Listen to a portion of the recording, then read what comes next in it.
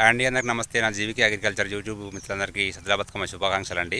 ఏంటంటే ముఖ్యంగా చెప్పేది నేను మాత్రం మన పల్లెటూర్లలో అందరూ కలిసి ఒకే దగ్గర బతుకమ్మ ఆడితే బాగుంటుందండి. నా చిన్నతనంలో అయితే అలానే బాగుండేది.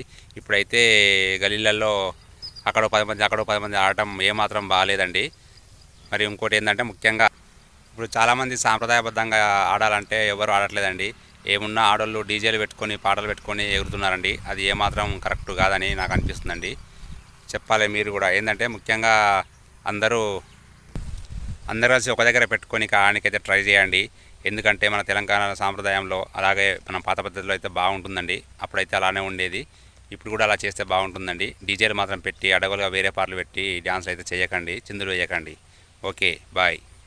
అలాగే ఇంకొక విషయం ఏంటంటే ముఖ్యంగా ఆడళ్ళు డీజే సౌండ్ ఓవర్గా పెట్టుకొని ఎగరడం వల్ల వారం క్రితం ఇద్దరు లేడీస్ అయితే చనిపోయారండి. మీరు కూడా జాగ్రత్తగా ఉండండి. డీజేలు కాకుండా మామూలు బాక్సులు పెట్టుకొని చేయండి. ఎందుకంటే ఈ కరోనా వచ్చినప్పటి నుంచి చాలామందికి ఎఫెక్ట్ అవుతుంది ఆ సౌండ్ వల్ల. వీళ్ళు డ్యాన్స్ చేయడం వల్ల కూడా కొద్దిగా శ్వాస ఎక్కువ తక్కువై తట్టుకోలేక చాలామంది అయితే చనిపోతున్నారండి ఈ మధ్యలో.